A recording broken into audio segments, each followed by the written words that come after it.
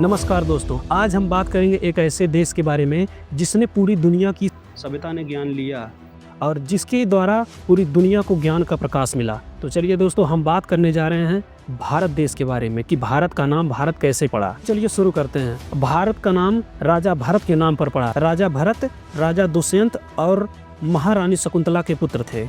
ये बहुत ही प्रतापी राजा थे। कहा जाता है कि राजा भरत जब बचपन में खेल खेला करते थे, बहुत से जानवरों को ऐसे ही खेलते खेलते पेड़ से बांध देते थे या उनकी सवारी करने लगते थे, जिससे उनके बाहुबल या उनके पराक्रमी होने के बारे में पता लगा, जिससे ऋषियों ने उन्हें बहुत ही सराहा। और उसका नाम, अब सवाल उठता है कि भारत का नाम भारत कैसे पड़ा। भारत का नाम हमें भारत के इतिहास और पुराणों से मिलता है। महाराजा भरत के नाम पर भारत का नाम भारत पड़ा। महाराजा भरत के पिता का नाम दुष्यंत और माता का नाम शकुंतला था। महाराजा भरत एक प्रसिद्ध और न्यायप्रिय राजा थे। कहा जाता है कि महाराजा भरत पूरे उपमहाद्वीप को एक सूत्र में बांध दिए थे, जिसे ही भारतवर्ष कहा गया।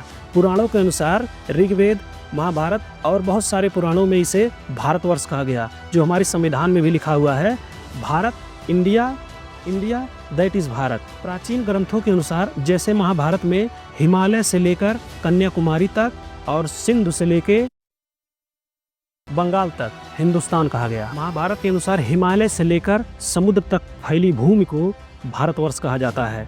और ये भूमि हमारी संस्कृति और ऐतिहासिक पहचान है। सवाल आता है, भारत को इंडिया क्यों कहा जाता है? तो इसके बारे में हम वीडियो के लास्ट में बात करेंगे और आगे वीडियो देखते रहिए। भारत को हिंदुस्तान भी कहा जाता है।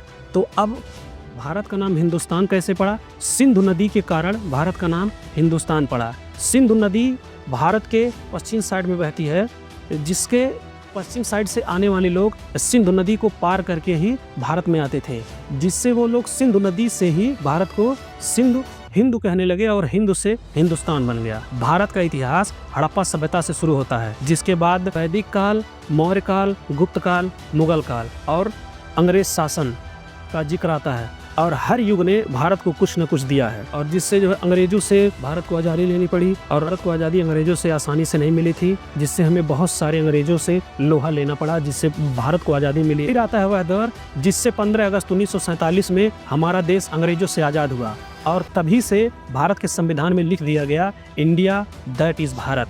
और वहाँ से भारत नाम हमारे संविधान में आधिकारिक तौर पर लिया जाने लगा। तो आगे बात करते हैं, जिससे आज भारत की पहचान पूरी दुनिया में सबसे बड़े लोकतंत्र के रूप में जाना जाता है।